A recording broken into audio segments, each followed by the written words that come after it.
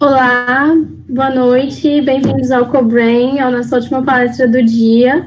Meu nome é Thaís e hoje a nossa sala Paul Broca, que foi um importante médico, cientista, anatomista, que relacionou neurociência e linguagem. E agora ficamos com a palestra da doutora Márcia Radanovic sobre linguagem em portadores de deficiência auditiva e visual. E falar um pouquinho sobre a doutora Márcia. Ela é neurologista, mestre e doutora em neurologia pela Faculdade de Medicina de São Paulo, pós-doutorado em psiquiatria pela Faculdade de Medicina de São Paulo, médica e pesquisadora do Laboratório de Neurociências, Departamento e Instituto de Psiquiatria do Hospital das Clínicas em São Paulo. Agora eu vou passar a palavra para a doutora Márcia, bem-vinda. E pode começar. Então, boa noite, obrigada pelo convite, eu agradeço vocês. Eu peço desculpas pelo problema que nós tivemos aí, acho que em grande parte meu aqui, de conectar o meu Mac com a situação aí de vocês, com a estrutura de vocês. Bom, para a gente não perder mais tempo, então, eu só vou dizer a vocês que, assim, a minha apresentação, ela, na verdade, a maneira como eu achei que era a melhor forma de estruturar essa apresentação seria mostrando para vocês uma série de estudos de casos baseados em neuroimagem funcional, para a gente entender melhor esse processamento da linguagem em situações especiais. E, então, eu pretendo falar, na verdade, uma coisa mais informal, no sentido de que não é uma aula com todos aqueles começos, meios e fins e todas as coisas intercaladas entre si, mas sim uma sucessão de estudos que eu selecionei porque eu considerei que são interessantes para mostrar vários aspectos do processo de plasticidade neural que acontece quando o indivíduo sofre uma deprivação sensorial, seja logo congênita na primeira infância, ou mais tarde. Então, para começar, eu estou no PDF aqui, viu? Tenham paciência comigo, vou ter que rodar. Então, para a gente começar, eu só vou relembrar, mais ou menos, com vocês, relembrar não, eu vou deixar esse slide aí para vocês absorverem. Isso é o esquema do processamento da linguagem normal, né? Nós vamos ver algo que foge da média, do normal, então vamos recordar, só para vocês ativarem a memória de vocês sobre o processamento da linguagem, como ele acontece naturalmente. Então, lembrando que a gente tem as áreas clássicas de Wernicke e Broca, aí nós temos a via ventral relacionada à compreensão auditiva.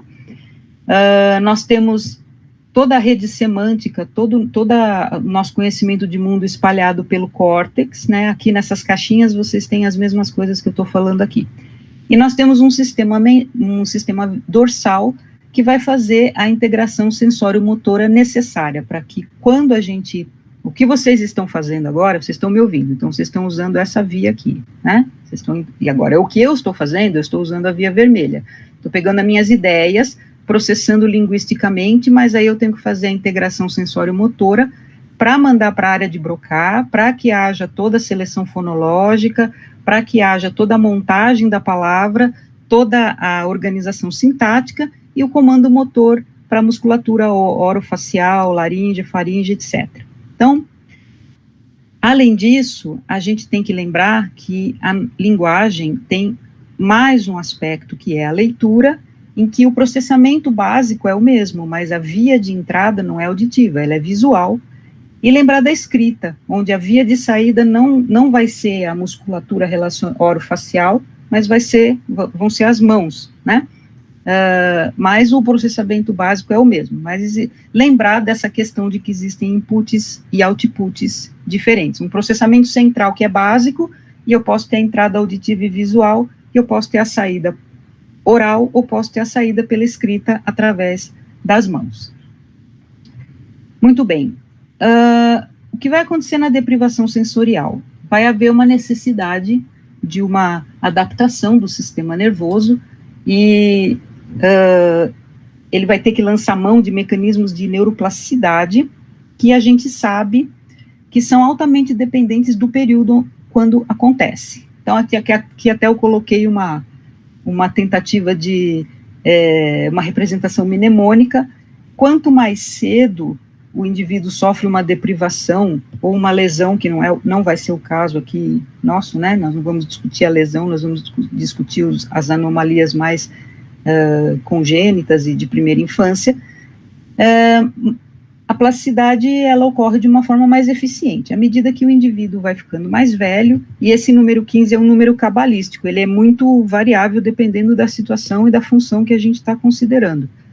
Mas, à medida que o tempo vai passando, as propriedades de plasticidade vão se tornando menos eficientes, embora elas nunca deixem de acontecer, elas nunca cessem durante toda a vida do indivíduo, sempre existe a possibilidade de recuperação e a plasticidade neural persiste até a morte do indivíduo. Ela só é altamente prejudicada nas doenças, né? Nas doenças neurodegenerativas. Muito bem. Aí, o que vai acontecer, basicamente, do ponto de vista neurofisiológico, nos indivíduos que vão sofrer essa deprivação sensorial muito precoce, é o fenômeno da neuroplasticidade cruzada, que é isso que nós temos aqui embaixo. Então, a neuroplasticidade cruzada é um fenômeno em que aquelas regiões que estão sendo sub- ou não utilizadas no cérebro, porque elas não estão tendo o seu input sensorial adequado, elas vão ser recrutadas por outras áreas para compensar o déficit sensorial. Então, isso explica as habilidades extraordinárias que a gente vê em indivíduos que são cegos e surdos. Aí eu falo cegos e surdos porque eu estou tratando da deprivação total, né, não da deficiência parcial, mas aquele indivíduo realmente totalmente deprivado daquela modalidade sensorial, que eles adquirem até uma coisa folclórica, né, eles têm maior sensibilidade tátil, os indivíduos cegos têm uma acuidade auditiva acima da média da população geral e etc., e tudo isso tem base nesses fenômenos de neuroplasticidade cruzada que agora a gente está conseguindo conhecer bem melhor. Então, só para ilustrar isso, né, o que acontece é o que nós estamos vendo aqui. A gente teria, por exemplo, num indivíduo que não tem input visual, ele nasceu cego, ou ficou logo na primeira infância, o seu córtex visual vai ser alocado, recrutado para outras funções. E da mesma forma, um indivíduo que nasce com uma deficiência auditiva grave, né, essa área ela não vai ficar inerte no cérebro, ela vai ser recrutada tanto pelo sistema somatosensorial como pelo sistema visual. E a partir disso, né, a gente consegue uma boa capacidade de adaptação desses indivíduos, porque o cérebro vai tentar usar todo o potencial que ele tem. Não importa que ele esteja deprivado de um input, ele vai tentar tirar o melhor possível do resto dos inputs que ele recebe e fazer com que o cérebro processe o que ele recebe da maneira mais eficiente possível, mais adaptativa possível. Muito bom. Eu vou começar falando da deprivação auditiva, vou mostrar agora para vocês alguns exemplos do que se sabe hoje em dia a partir dos estudos de neuroimagem, coisas muito interessantes têm aparecido. Só lembrando que no caso da deprivação auditiva, na nossa espécie, a linguagem falada, ou que a gente chama de audiovisual ou natural, ela é a linguagem default, né? O nosso cérebro, ele é programado para isso por natureza, né? Nosso DNA é programado para isso. Então, o cérebro está preparado para que, a partir do input auditivo, é que se inicia o processamento, o desenvolvimento da linguagem. E no indivíduo que tem deprivação auditiva, isso não acontece.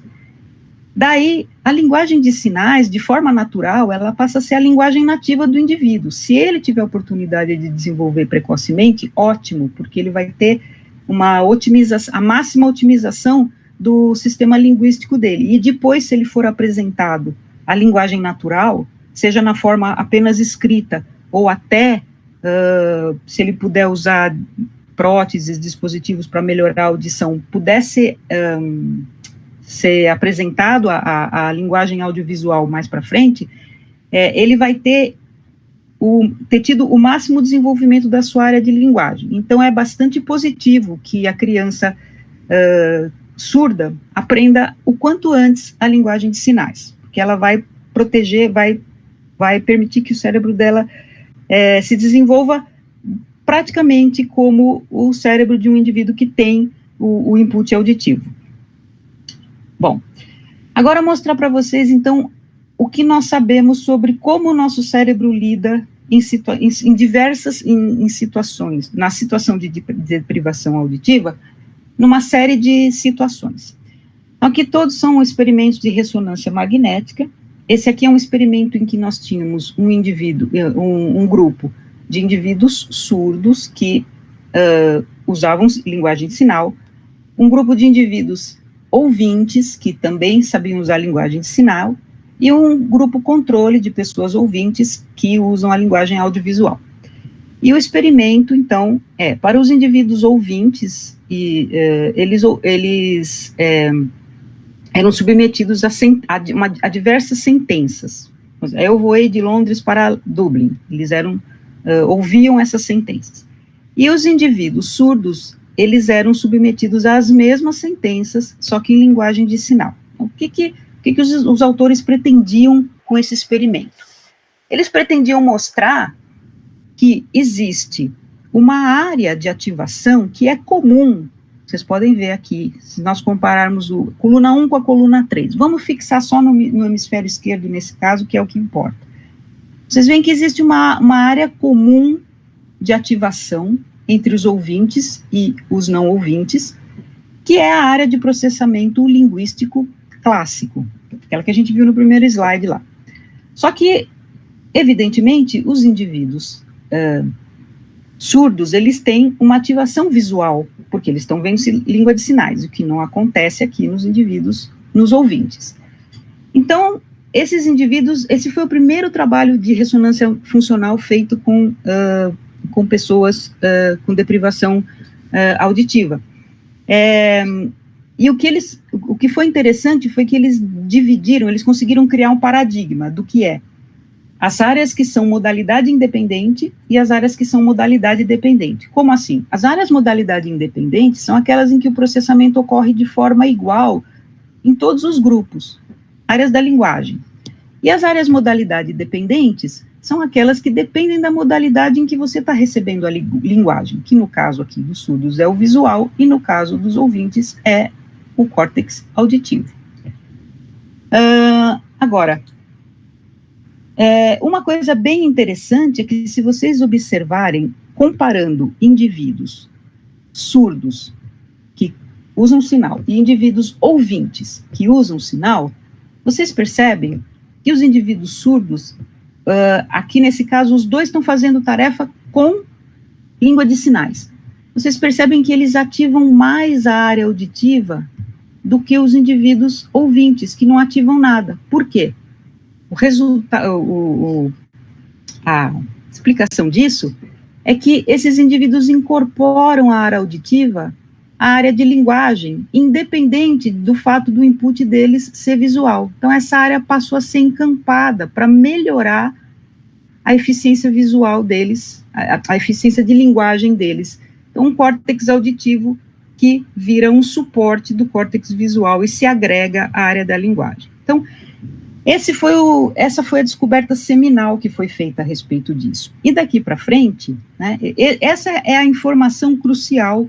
Se vocês tiverem que guardar alguma informação hoje, que seja essa, porque daqui para frente o que eu vou mostrar para vocês são experimentos corroborando isso com algumas coisas a mais que são interessantes.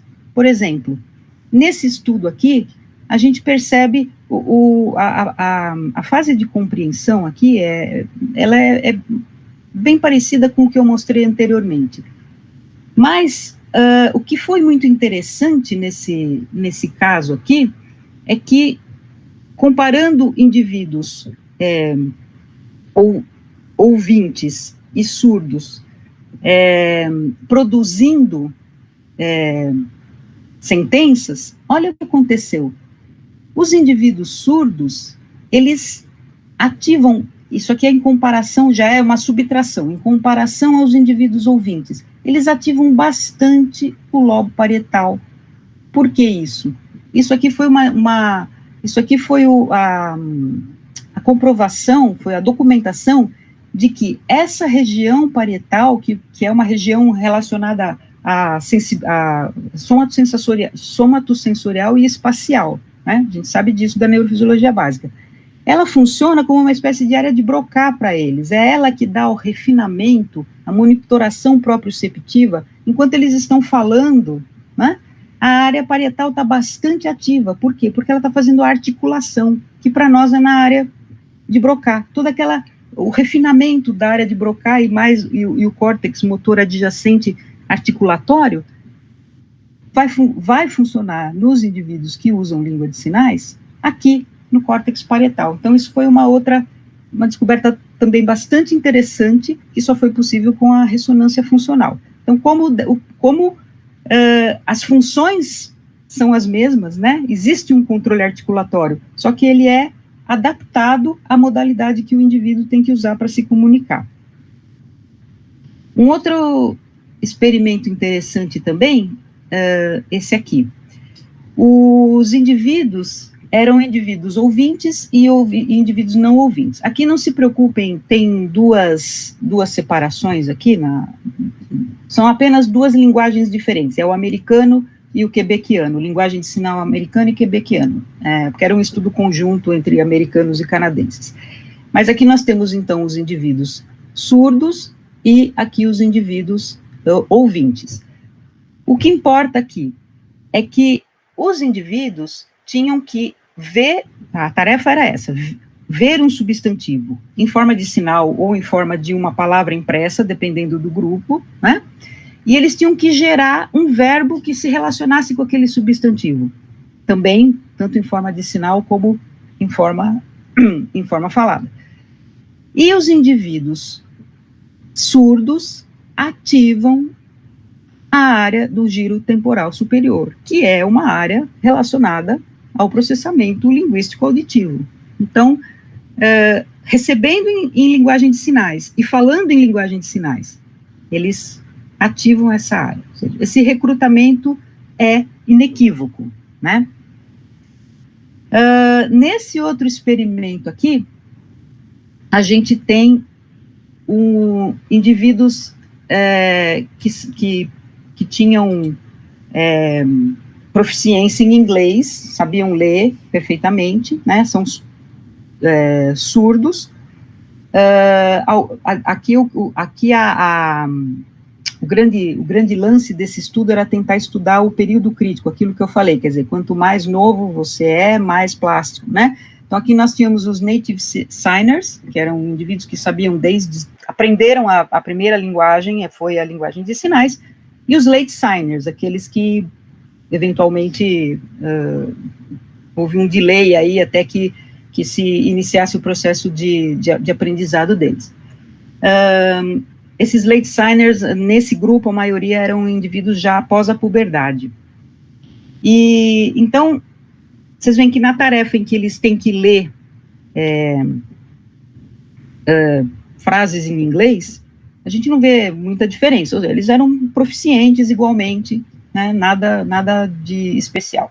Agora, aqui vem a diferença, quando eles tinham o estímulo em língua de sinais, vocês percebem, primeiro, como a mudança de modalidade aumenta, né, bastante. Você entra com áreas parietais, além de área de linguagem, você entra com áreas parietais, uma série de coisas que você está lidando, de novo, né, vou relembrar, com a questão visual e espacial da língua de sinais. Mas o que realmente chamou atenção e foi o grande foco desse estudo foi o fato de que vocês percebem que os native signers, aqueles que eles são mais proficientes. Vocês vejam que a área que eles ativam, especialmente à direita, giro angular, e mesmo aqui as regiões do giro do sulco temporal superior, vocês percebem que eles têm uma ativação maior. tá? E ativação maior significa maior eficiência na função que você está fazendo. Então, faz diferença, sim, a idade com que você é exposto, da mesma forma que com a linguagem natural. Esse experimento aqui, esse aqui é uma coisa que eu achei bastante interessante, porque isso aqui é uma prova de nomeação de figuras. Então, os indivíduos tinham que nomear na sua modalidade, né, os ouvintes e os não ouvintes, nomear figuras que eram apresentadas. E aqui, de novo, a gente vê como os indivíduos, aqui o mais importante para... Aqui é, de novo, mostrando a modalidade inespecífica, né? Aqui são os cálculos feitos para mostrar a pura processamento linguístico, mas aqui a tarefa de nomeação propriamente... Aqui é o acesso lexical, a compreensão da palavra propriamente dita, né? Mas aqui, na hora que os indivíduos iam produzir o nome, vejam a quantidade de ativação parietal que a gente tem nos indivíduos não ouvintes, no sentido de fazer aumentar a acurácia da delicadeza do gesto para que você possa ser bem compreendido. Então, as maiores revelações que a gente teve da ressonância funcional foram justamente duas coisas que deu para se bater o martelo, né? Que, primeiro, o córtex auditivo passa a fazer parte, independente de não existir um input sensorial, mas ele passa a ser aproveitado no processamento da linguagem.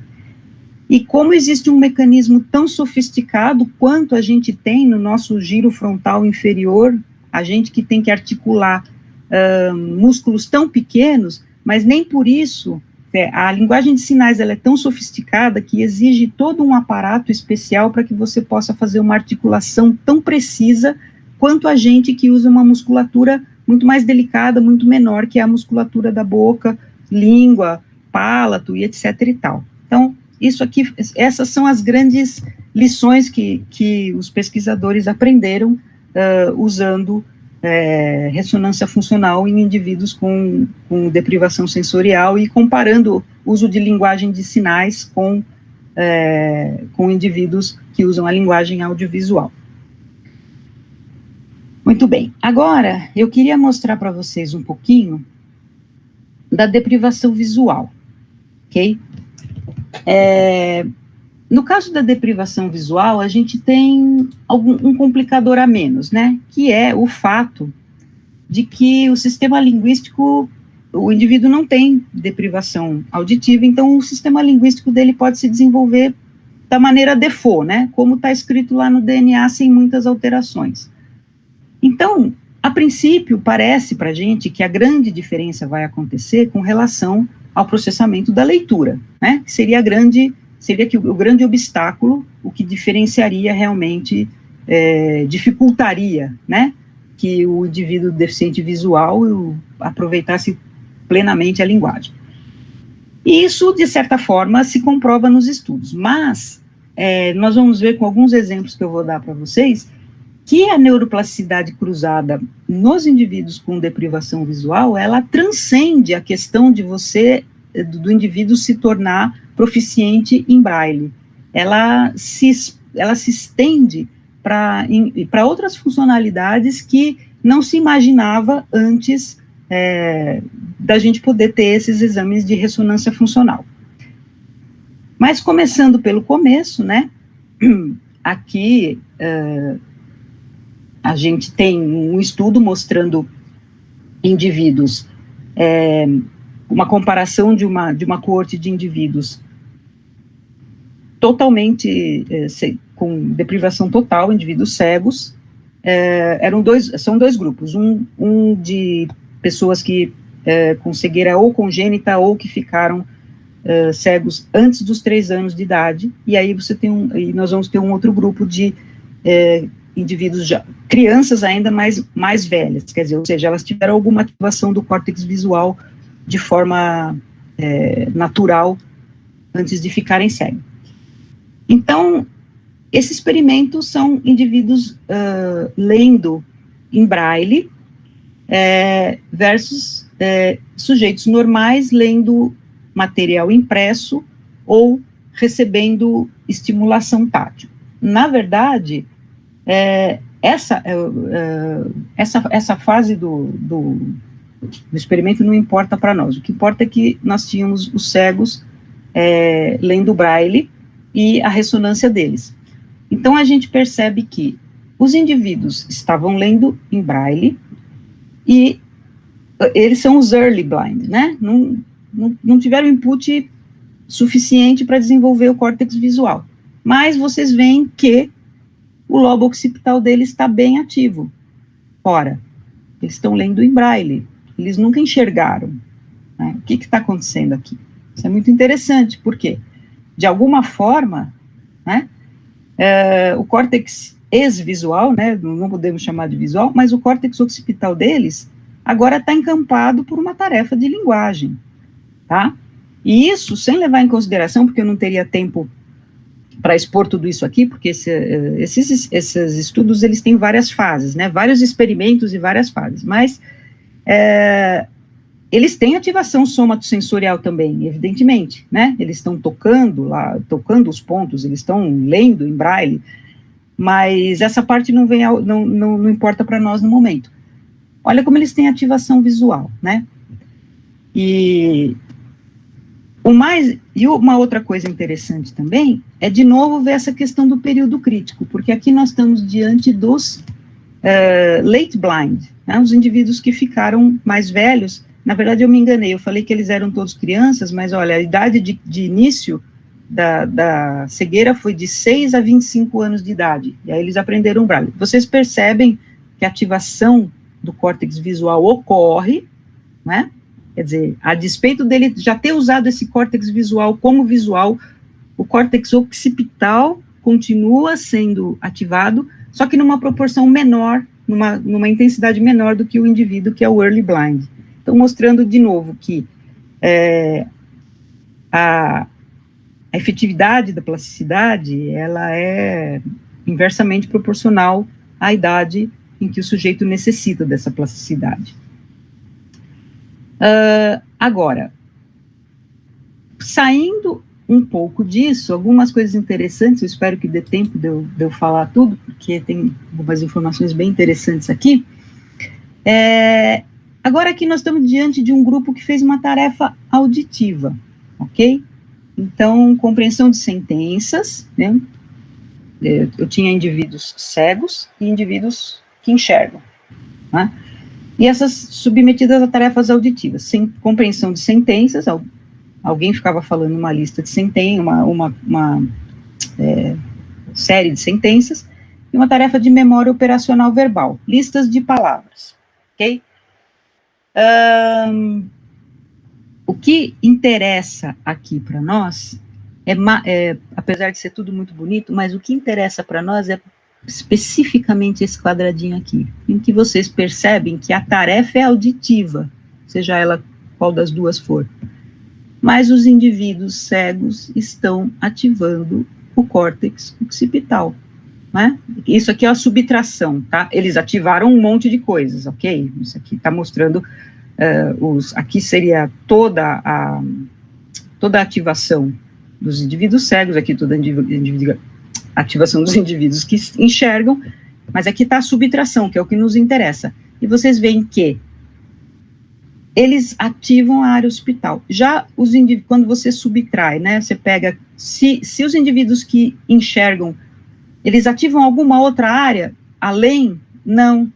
Ou seja, a grande diferença está aqui mesmo.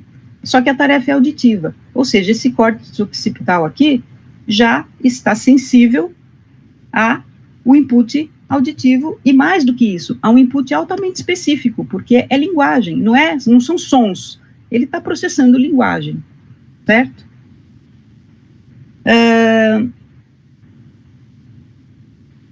Aqui, uma outra variante que tem de interessante aqui, porque aí a partir daí vão se criando experimentos para tentar entender cada vez melhor a potencialidade, né, da plasticidade, porque isso tudo, qual é é só curiosidade? Não, isso implica muito em como você reabilita as pessoas. Saber a potencialidade faz com que a gente possa otimizar os esforços de reabilitação, fazer aquilo que o cérebro responde melhor e ajudar a natureza no máximo que a gente puder, né? Então, uma coisa que também foi estudada, que gerou bastante interesse, foi o fato de que uma questão que ficava era assim, bom, mas será que só os indivíduos que aprendem Braille vão ter essa facilidade de utilizar o córtex occipital?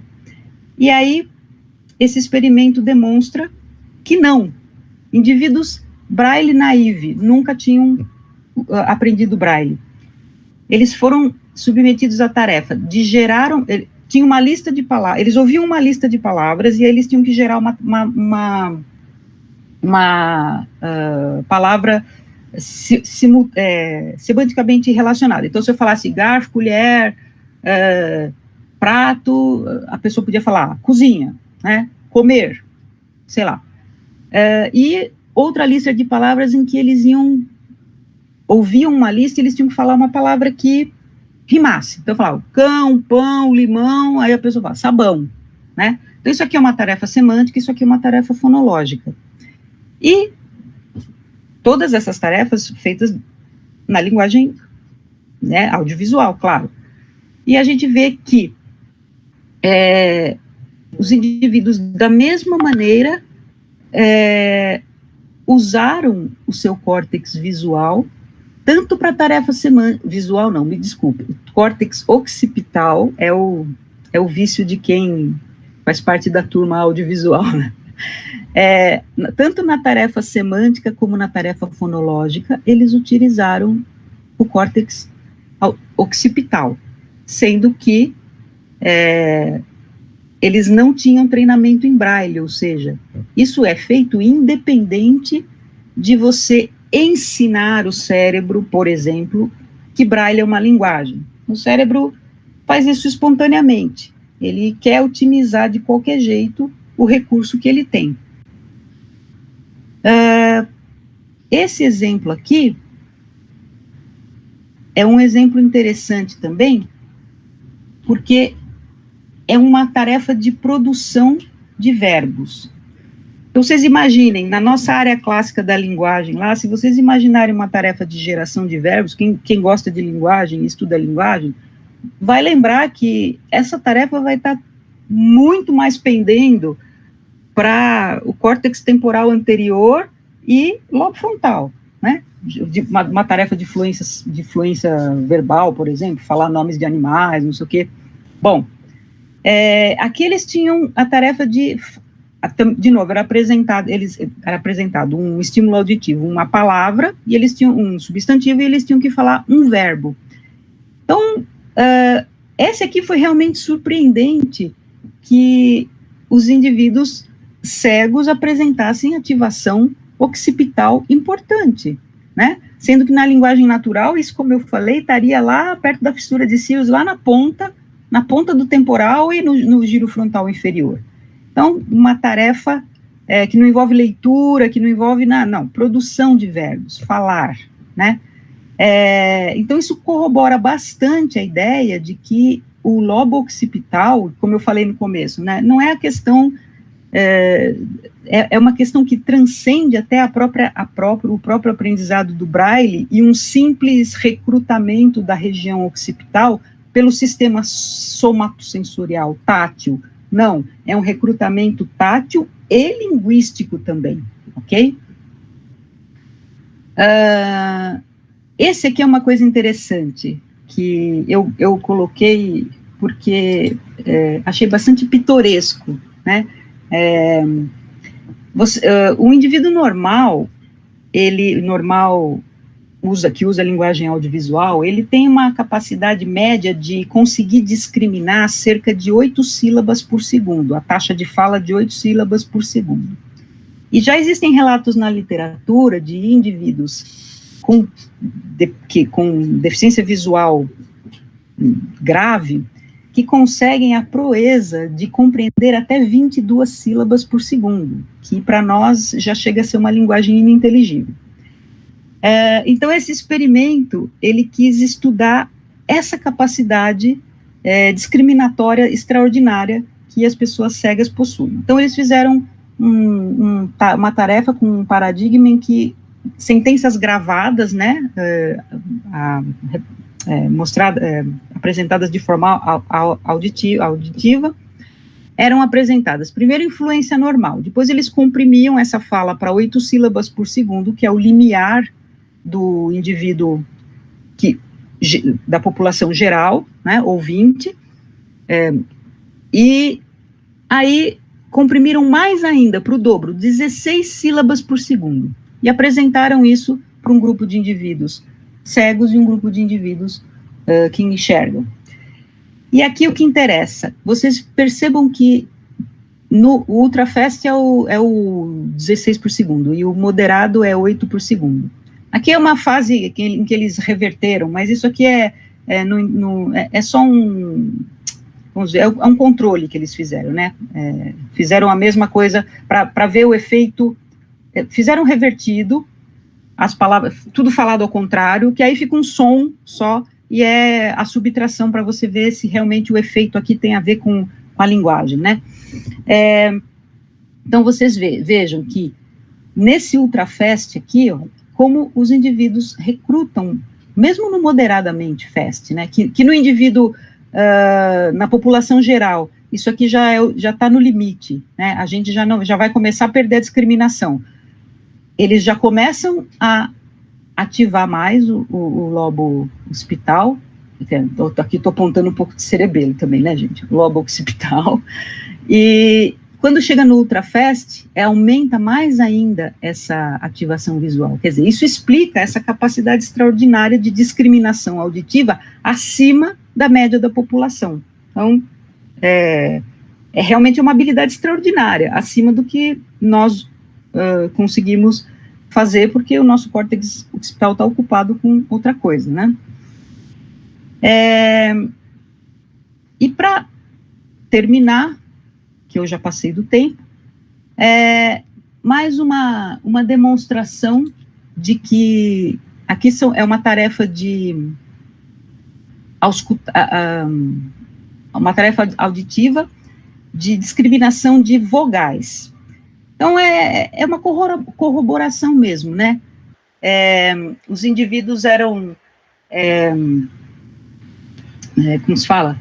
Eram submetidos a uma série de estímulos de vogais, puramente vogais, e de novo a gente vê a dissociação, né? Se a gente olhar a diferença entre os grupos, aqui são as áreas comuns e tudo mais, mas aqui a diferença entre os grupos. Os indivíduos cegos ativaram o lobo occipital para conseguir discriminar as vogais, enquanto que, sem nenhuma surpresa, os indivíduos que estão acostumados com a linguagem audiovisual e usaram apenas, né, o clássico, a circuitaria de processamento auditivo. Então, todos esses experimentos, eles comprovam que enfim, que a plasticidade cruzada é uma coisa potente, robusta, que ela aumenta a eficiência da comunicação nesses indivíduos, tanto na deprivação auditiva como na visual. É realmente um elemento muito poderoso em melhorar a eficiência deles, e que realmente existem essas habilidades que a gente chama extraordinárias, né? São extraordinárias comparando com a gente, com a média da população. E esses estudos, eu gostaria de terminar dizendo isso, que esses estudos, eles são muito importantes, porque eles mostram como o cérebro, naturalmente, já tem uma capacidade extraordinária de se adaptar e de tentar tirar o melhor proveito do seu substrato, né, e que nós precisamos, eu que sou neurologista e aqueles de vocês que pretendem um dia ser, né, a gente tem que ver isso com um grande incentivo para continuar buscando estratégias para aumentar, para ajudar, né, potencializar a neuroplasticidade natural, que já é tão robusta, porque é isso que vai permitir a gente reabilitar o nosso paciente neurológico, e utilizando esses modelos, a gente pode depois inferir isso para uma série de outras lesões. Então, a minha mensagem final é assim: acreditar na plasticidade neural, porque ela é um mecanismo natural muito poderoso, e se a gente conseguir maneiras de incrementar isso, a neurologia vai progredir bastante, como já tem progredido, ok? Muito obrigada para vocês, aqui um obrigado em braille, um obrigado em linguagem, em libras, e um obrigado para os audiovisuais. Obrigada, professora. Queria agradecer pela excelente palestra, extremamente esclarecedora, e desculpa. Tem uma perguntinha aqui. Quer que eu faça? Pode fazer? Pode. Como o cérebro pode substituir determinadas áreas para compensar uma perda? Nós podemos supor que o aprendizado em psicoterapia poderia reabilitar áreas prejudicadas por doenças neuropsiquiátricas? Bom, se eu entendi, a primeira parte da questão, como isso é feito, são os mecanismos, é uma coisa, assim, um pouco complexa, né? Existem mecanismos, a substituição, aí depende se você está falando, aqui eu falei de deprivação, mas no caso de lesão, por exemplo, já é uma coisa completamente diferente. Tem vários mecanismos moleculares, celulares, é uma coisa bem complexa. Eu posso, se a pessoa que está fazendo a pergunta quiser entrar em contato comigo por e-mail, eu posso mandar até para ela algum material falando dessa parte mais hardcore de como essa substituição é feita. Com relação à psicoterapia, sim, a gente entende que, embora isso ainda não exista a gente não tem a metodologia para medir isso, esse é o nosso problema. Mas sim, o que se postula é que a prática, né, a constância em qualquer modalidade de psicoterapia, ela vai sim promover alguma plasticidade neural. Essa é a maneira que a gente entende realmente que a psicoterapia vai fazer efeito, porque você vai fazer... Eu não sei especificamente de que modalidade a pessoa está falando, mas vou tomar como exemplo a modalidade que usa a linguagem, tá? Que é a mais frequente, mas você tem várias outras formas. Usando a linguagem, como a linguagem é uma função transmodal, você consegue ligar e religar várias áreas associativas diferentes, e a partir do momento em que você faz o que a gente chama da reelaboração das lembranças, ou de situações, ou de sentimentos, você está fazendo plasticidade neural, sim, tá? Você está modificando a maneira como o seu cérebro vivencia aquelas experiências. Isso é como se fosse uma reescrita, vamos dizer assim, sinapticamente falando, do ponto de vista dos neurônios. Então, você tem sim uma remodelagem através da psicoterapia, é um fato, não observável empiricamente, mas ele é um fato que já é aceito como hipótese teórica, sem dúvida. O que a gente não tem é o instrumento para medir isso, porque o processo é bastante lento, né? E você, na verdade, você tem que comparar o indivíduo com ele mesmo, nesse caso, né? Ainda não se saiu muito dessa saia justa, porque você tem que acompanhar o indivíduo com ele mesmo, e o processo é longo, então, seria um tipo de estudo longitudinal muito comprido. Então, do ponto de vista metodológico científico, ele é difícil, é uma das maiores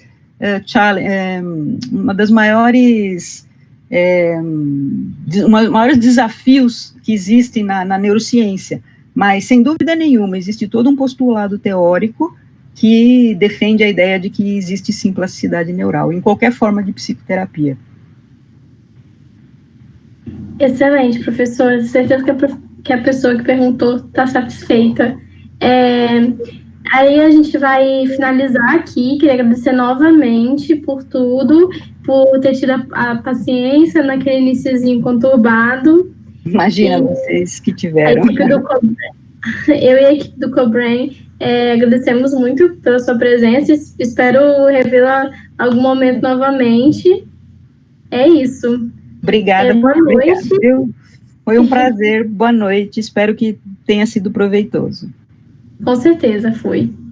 É isso. Eu vou finalizar aqui, tá bem? Ok. Tchau, tchau. Tchau, tchau. Obrigada.